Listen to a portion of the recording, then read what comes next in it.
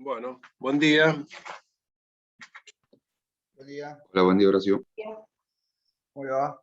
¿Cómo andan? Bien. ¿Ustedes? Bien. Bien, bien. Ay, internet, pero te juro que agarraría ese aparato.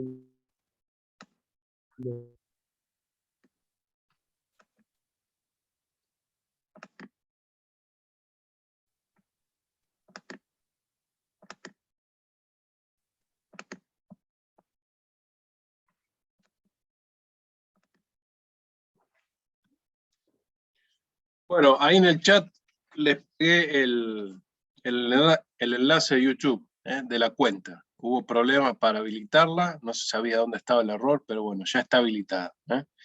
Tienen un videito de una vasectomía que subí ahí a modo de prueba, pero bueno, ahí es donde les vamos a ir depositando todas las clases que fuimos dando.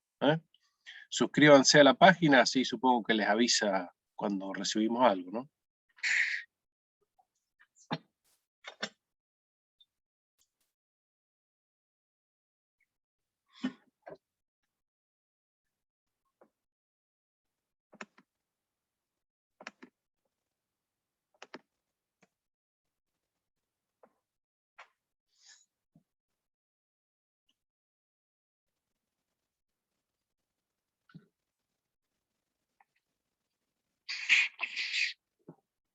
Bueno, y vamos a ver mejoramiento genético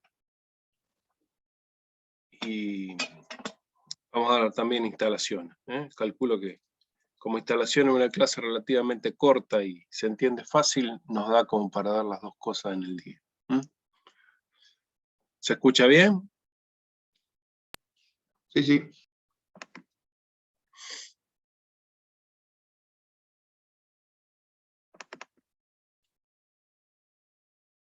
Bueno. Vamos con mejoramiento genético, en primera instancia. ¿Se ve bien?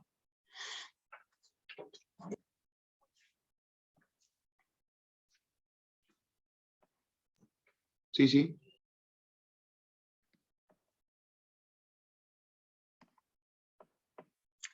Bueno, cuando hablamos de mejoramiento genético, en cualquier especie, ¿qué pasa acá?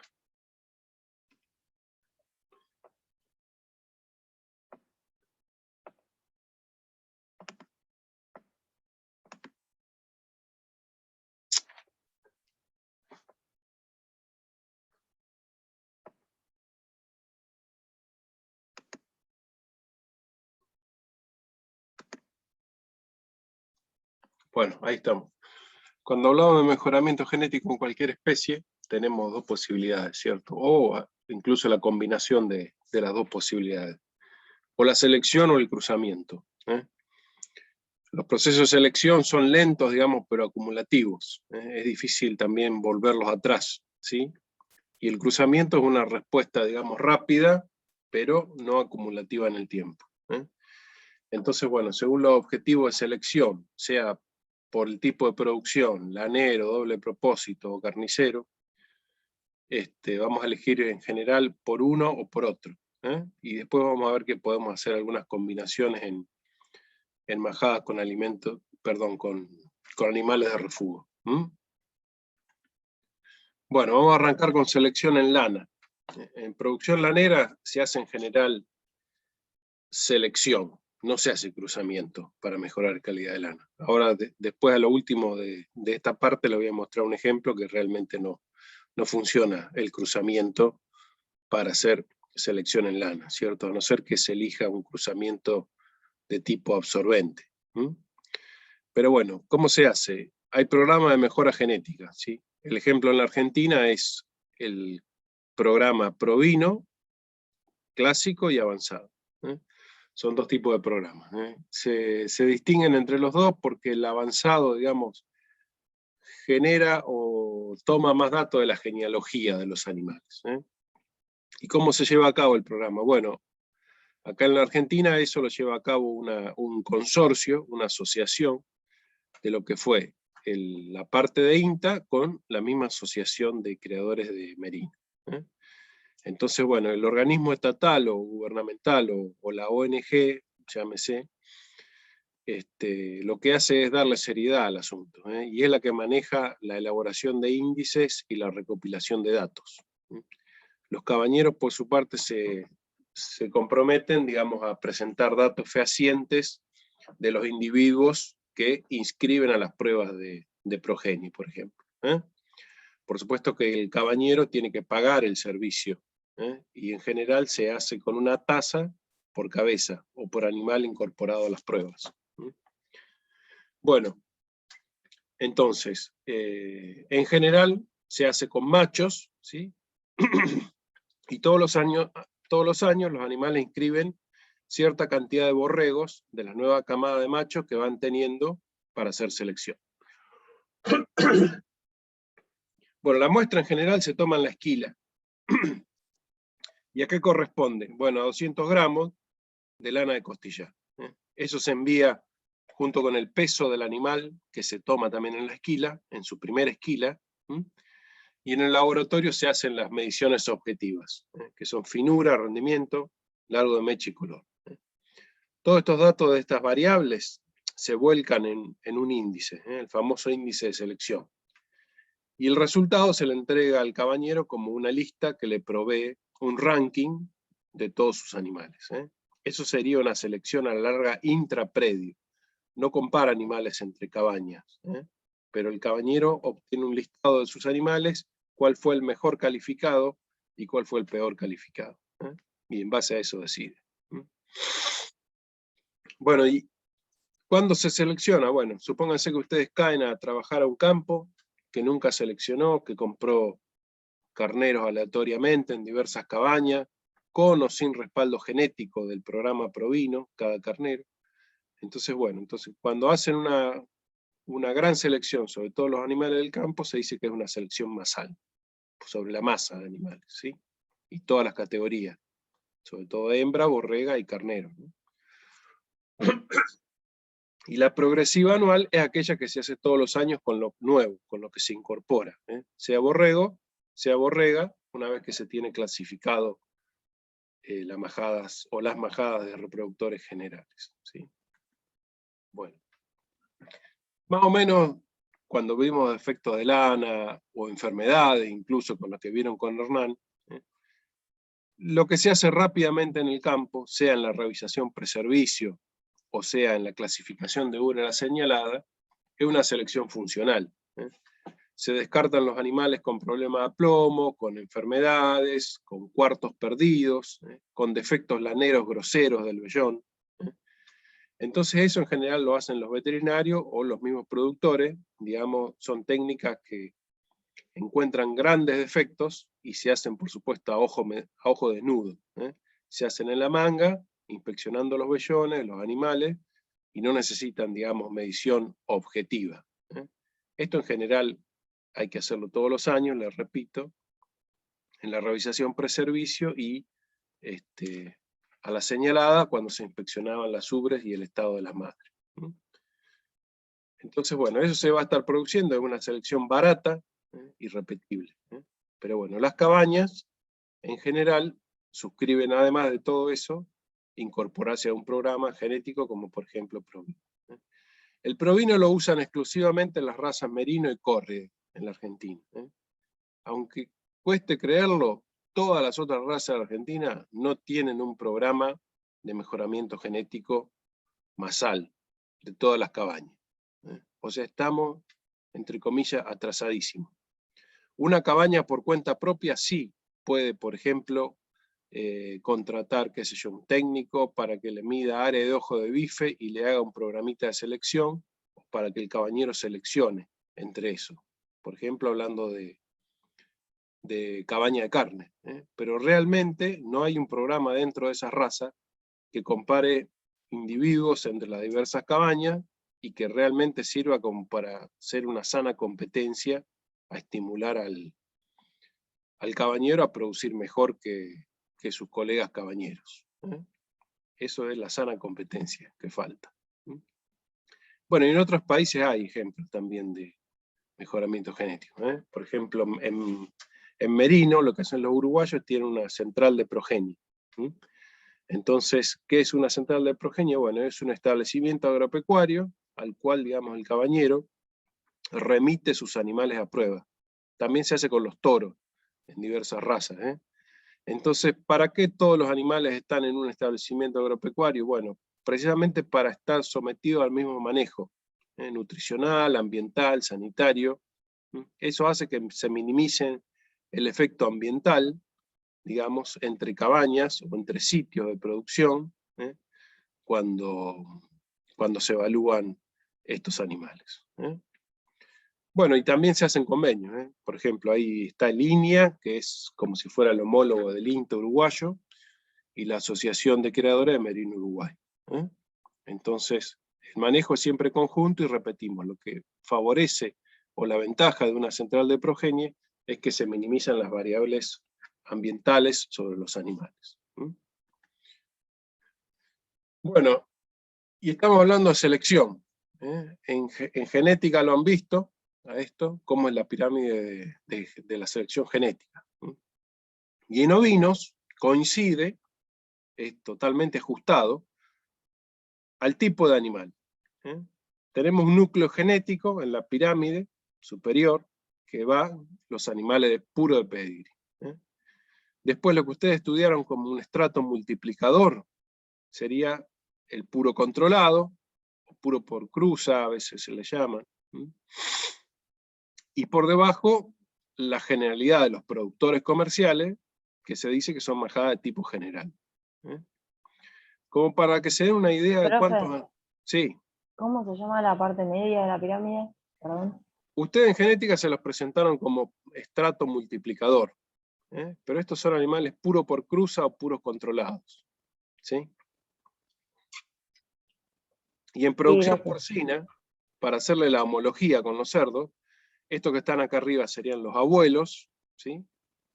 Y estos son los reproductores multiplicadores. ¿Sí? ¿Está? Como para que se den una idea cuántos animales hay acá, la Asociación de Criadores de Corriedale, o sea, cada criador cabañero que está inscrito en la asociación tiene en promedio 204 hembras. O sea que es un número relativamente reducido, el número de hembras que encontramos acá. ¿Por qué? Bueno, porque realmente son las mejores, ¿cierto?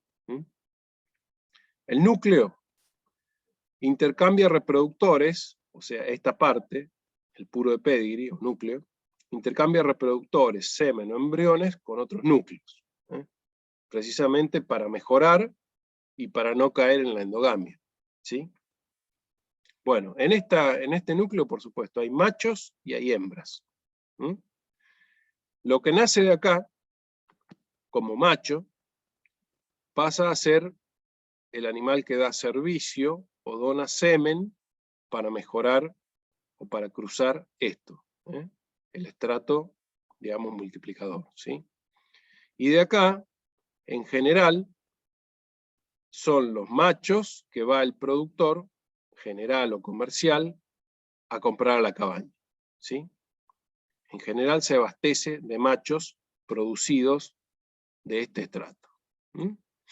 El cabañero sí o sí en general tiene estos dos estratos en su campo. Tiene animales de pedigree, tiene animales puro controlado, puro por cruza, y si el campo es grande, por ejemplo una estancia patagónica, que en general tienen cabaña y producción comercial, también aparece un tercer estrato que es la producción general. ¿Sí? A veces el productor general puede comprar animales del núcleo. ¿Por qué? Bueno, porque las cabañas cada 3 o 4 años muchas veces sacan a venta machos que fueron padres, que se le denomina padre de plantel, o macho plantelero, que usan durante relativamente poco tiempo. El macho teóricamente acá no da más de 2 o 3 servicios, 2 o 3 años. ¿Por qué? Bueno, porque rápidamente lo quieren renovar a ese macho, ¿sí? Precisamente por la mejora genética, ¿sí? Bueno, ¿y por qué se da eso? Bueno, es una cuestión matemática, porque disminuye el intervalo generacional. Si un reproductor se utiliza durante menos tiempo y se repone, se achica ese intervalo generacional y se aumenta el progreso genético. Bueno, entonces esa es la estructura general de cómo se se arma una cabaña, acuérdese, con estos dos estratos, o a veces si el campo es grande, se le suma el tercero, ¿sí? El productor general que nosotros conocemos es este que está acá abajo, y compra machos de esta majada. ¿Está? ¿Alguna pregunta hasta acá?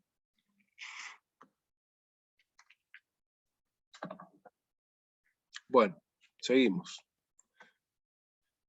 ¿Un productor general puede armarse un núcleo genético? Sí, y esta es más o menos una guía de cómo hacerlo. Supongamos, quiere armar un núcleo genético de 250 hembras, en el cual usa 10 machos, ¿sí? Por supuesto, los cruza, nace una progenie, ¿sí? De la cual él va a tener que seleccionar para reponer y para ir mejorando hijos, machos y hembras que repongan ese planteo. Entonces acá tienen una columna para hembras, cómo se va decidiendo qué hembra dejar, y acá a la derecha la de machos. Entonces, al destete, por ejemplo, se guardan 90 hijos, del cual, digamos, se hace un descarte visual y se rechazan 20. Se va quedando con 70 animales, ¿sí? Previo a la esquila hace otro rechazo de animales. Esto va cronológicamente en el tiempo, siguiendo hacia abajo. Descarta 10, le quedan 60. Después, si lo mete a esos 60 en el programa genético, obtiene un rechazo de los 50 peores. Está, los de 50 peores índices. Y ahí se guardó solamente 10 animales. ¿Sí? Cuando al año siguiente esos animales tienen que dar servicio, hace un último rechazo, y le quedan 5. Los 5 mejores. Estos 5 mejores pasan a ser la reposición del núcleo genético. Hay características subjetivas y objetivas mediante el cual el productor, o ustedes, como profesionales, le van a seleccionar el día de mañana los reproductores, ¿sí?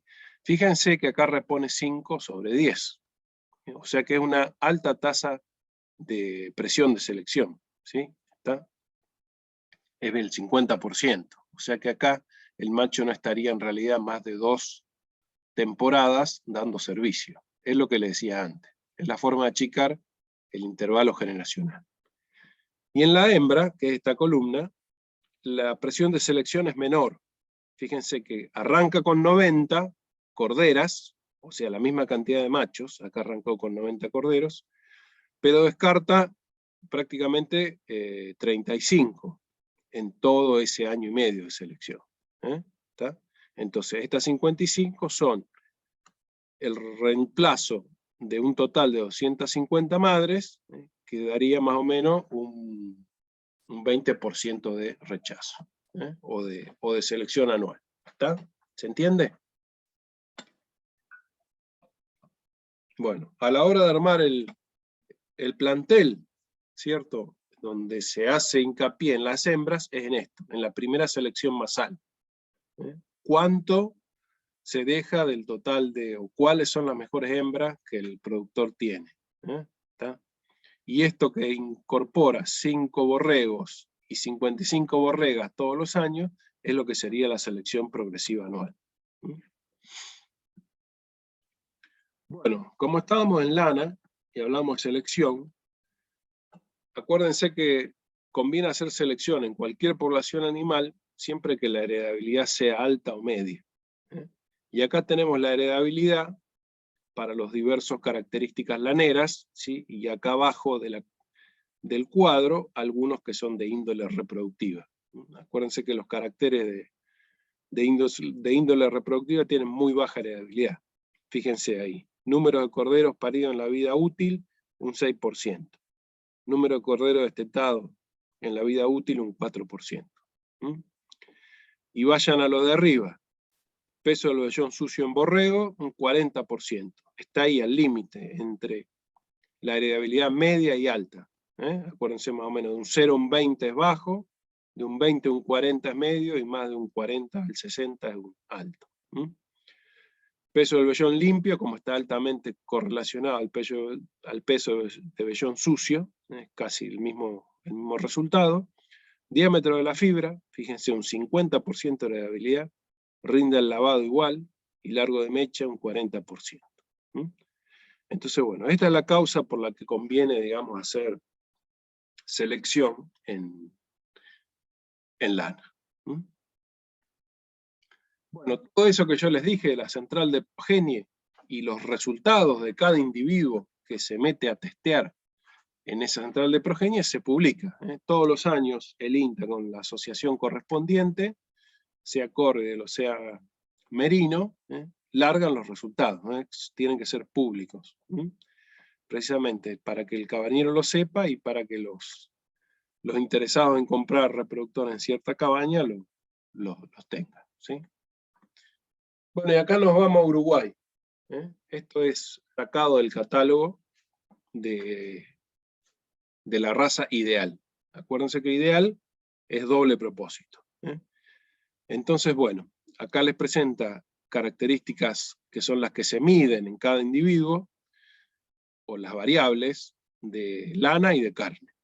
Entonces el catálogo les presenta los símbolos con los que se miden el peso del vellón sucio, el peso del vellón limpio, el diámetro de la fibra, peso vivo al destete, a la esquila, el área de ojo de bife, medido ecográficamente, el espesor de grasa, en idéntica forma. Bueno, le presenta la abreviatura con la que se va a presentar en cuadro este resultado y en qué se mide. Por ejemplo, finura se mide en micras, el mejoramiento de los pesos de vellón los mide en porcentaje, etc. Y este, por ejemplo, área de ojo de bife, se lo puede presentar en centímetro cuadrado, que sería la unidad absoluta, o en porcentaje, como lo mide acá. Lo mismo con el espesor de grasa. Se lo puede presentar en milímetros o en porcentaje respecto de la comparación de la media poblacional. Y a su vez también les presenta cómo esa población se estratifica, o el resultado de ese año en los mejores y en los peores. Entonces, si ustedes ven que un animal en el catálogo está en el percentil 5, significa que está dentro del 5% mejor de los animales de la raza. De ese año, repetimos, y que fueron evaluados. Y acá les presenta la cantidad de animales que se evaluaron. 7.829 animales, que es realmente algo alto. ¿Está? Bueno, esto repetimos para cada uno de los caracteres medidos. Acuérdense que les da la abreviatura y la unidad de medición. Acá tienen micras y centímetros, que serían datos absolutos o porcentuales. Peso del destete, peso del vivo al destete y a la esquila, por ejemplo.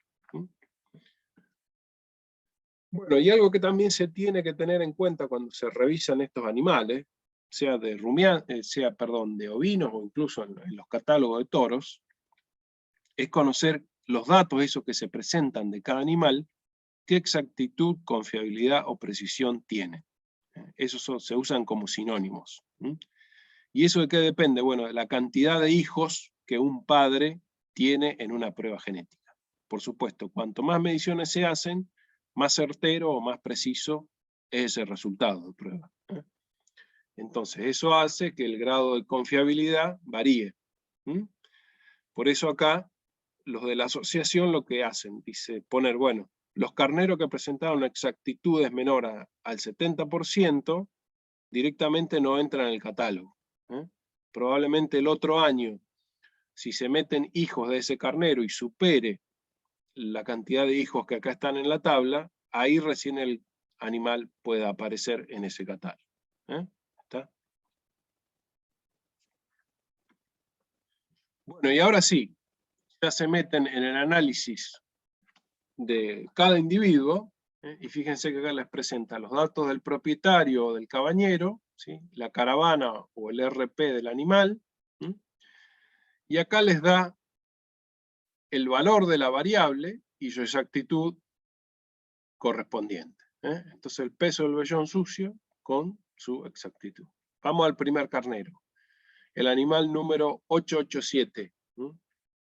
Es un animal podemos interpretar con un dato positivo, ¿sí? Un 2,6% mejora respecto del promedio de la población con una buena exactitud, ¿sí?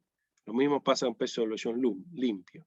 Es positivo, ¿eh? Teóricamente hasta ahora es un animal mejorador en lo que es peso de vellón, ¿sí? Diámetro en micras 0,1, ¿eh? Apenas, digamos, tiene un resultado superior respecto al promedio poblacional, ¿sí? El largo de mecha ligeramente lo acorta, porque tengo un dato negativo, ¿eh? Menos 0,1 centímetro, con una exactitud muy buena, ¿sí? LC era, si no me equivoco, lana en la cara. Es un animal que tiende a dar animales un poquito con más lana de la cara respecto al índice poblacional. Bueno, y después teníamos SP, no me acuerdo qué era.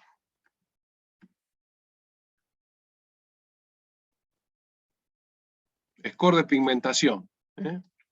Entonces, score de pigmentación, digamos, tenemos algunos animales ligeramente positivos como este, o animales que incluso están dentro del promedio de la raza. Acuérdense, o razonemos esto. La finura, en general, se buscan que sean datos, como esta una raza doble propósito, negativos o cercanos a cero, ¿sí? Que achiquen la finura de sus hijos o de su progenie, o que la mantengan en el promedio de la raza, si uno está conforme con eso. Y en general, para todo lo que es producción de carne, buscamos resultados más bien positivos, en área de ojo de bife, pero, por ejemplo, que no tengan exceso de depósito de grasa subcutánea, o de espesor de grasa dorsal. Bueno, y acá sigue de nuevo. Algunas tablas... Profe, ¿puede Sí, repetir qué se busca en carne? Son valores positivos, pero no escuché bien en qué ¿en lugares. qué característica, en qué variable? ¿En En qué área de ojo de características? bife, Claro. en área de ojo de bife, y en espesor de grasa subcutánea, se busca que no tenga excesiva o que sea un dato negativo. ¿Quedó? Sí, gracias. Bueno, y algunos catálogos incluso les marcan, fíjense que acá hay 4 animales o algunas celdas marcadas con un color más oscuro en celeste. Esos les marcan animales destacados para ciertas características. ¿Está? Por ejemplo, PBE era peso vivo a la esquila, fíjense, 4,7. Este 4,7 yo lo interpreto como que sus hijos en promedio dan o pesan un 4,7% más, porque esa es la unidad, respecto de la población. ¿Está? Todos los años esa población o esa base, digamos, se ajusta. ¿Está? Y fíjense, este que tenemos acá, EG, está marcado con menos 13,5. Es un animal que lo que hace es achicar mucho la grasa subcutánea. ¿Está? Sus hijos en promedio tenían un 13,5% menos de grasa subcutánea que la población. ¿Está? Bueno, y para área de ojo de bife,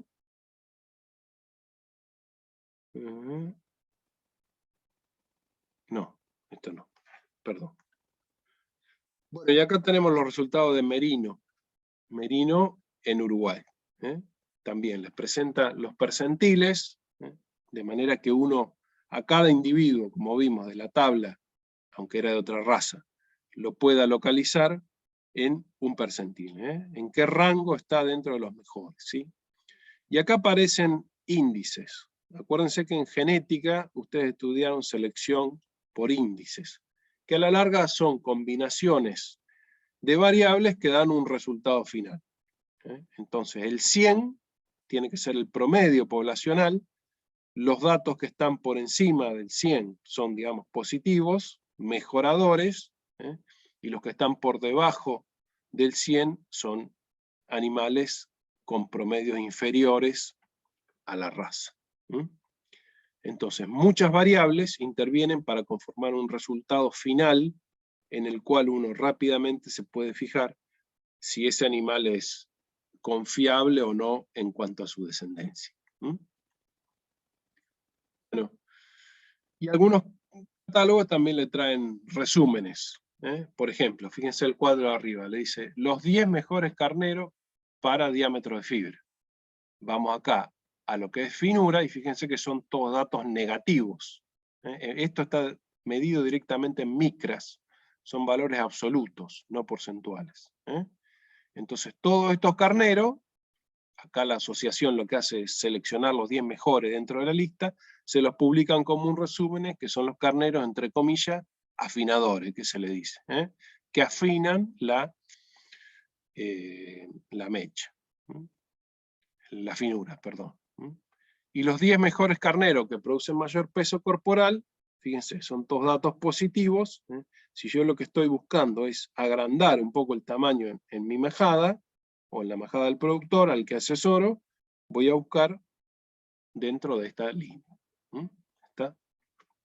¿El cabañero qué hace? Bueno, en general lo que le va a vender son hijos de estos carneros, porque estos carneros, es lógico, los va a destinar a su núcleo genético. Eso sale, digamos, de la generalidad de la genética en cruzamiento, que siempre hay que cruzar lo mejor con lo mejor. Y así se arma la pirámide genética.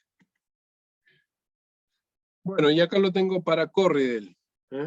Entonces, les presenta de nuevo las variables que mide el programa genético, la abreviatura del símbolo, y con qué mide, si porcentualmente o en micras, grados, etc. Esta raza también presenta un índice, y siempre acuérdense, el promedio o la base poblacional es lo que se toma como unidad o base 100. Acá también le presenta cómo se distribuyen los percentiles, o sea, los animales que tuvieron el 1% superior para cada variable, qué valor obtuvieron en promedio. Bueno, y acá, fíjense, los animales que tuvieron más de 25 hijos, eso habla, digamos, de que sus datos son confiables, exactos o precisos. Acá lo presenta al revés, fíjense que les presenta primero el índice general de cada carnero, son todos animales que superan el 100, y después arranca, con cada variable y con su columna de exactitud, ¿sí? El número de hijos evaluados y el propietario. Bueno, fíjense que hay una dispersión, de datos positivos, negativos, etc. Fíjense, por ejemplo, vamos acá, el penúltimo animal, tiene un índice alto, 126, un peso de vellón limpio, que es mejorador, tiene un dato positivo, con una alta exactitud, y fíjense que tiene un dato en micras o en diámetro negativo. O sea que este animal nos aumenta el peso de vellón y lo afina. Eso para producción lanera es totalmente deseable, porque estoy produciendo lana más fina y más. ¿Está? Y vamos, por ejemplo, PC es peso corporal. Sí. Entonces el índice termina siendo la suma de los valores de cada una de las características de ese animal. Exactamente, es un índice de resumen de todas las variables. Pero bueno, lo importante también, por animal, es saber desglosar y analizar cada variable. Porque, por ejemplo, puedes tener de los 8 índices que se monitorean, 7 muy buenos y 1 muy malo. Y como eso es relativamente un promedio, los 7 muy buenos índices, digamos, ocultan, entre comillas, el mal resultado en una variable medida.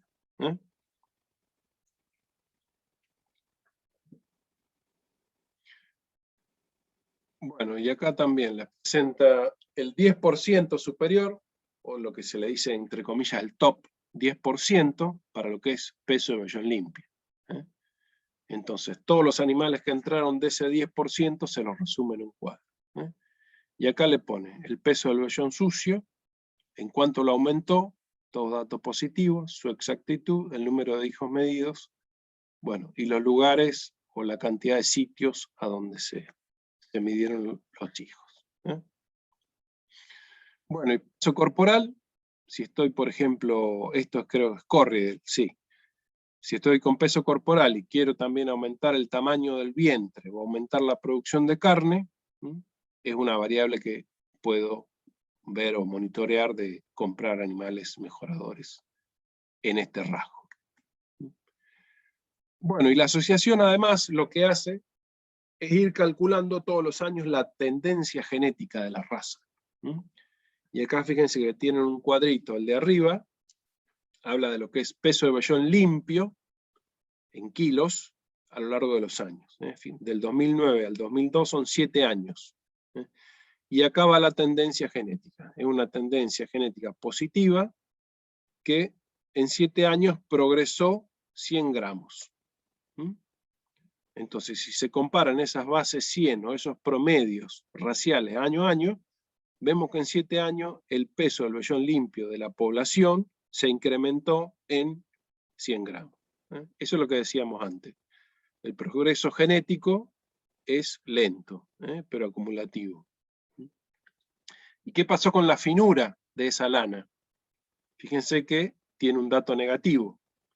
En conclusión, podemos decir que se fue afinando en estos 7 años la finura de la lana promedio.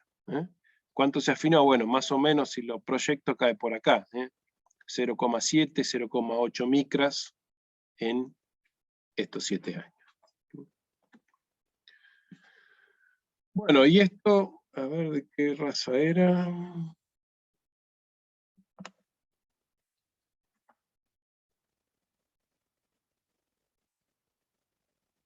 ¿Qué les dice ahí arriba? ¿Ustedes leen? A mí me lo tapa justo el cartel. Les dice Resultados combinados de nacimientos. Sí, pero arriba no dice la raza, a mí me la tapa justo la banda.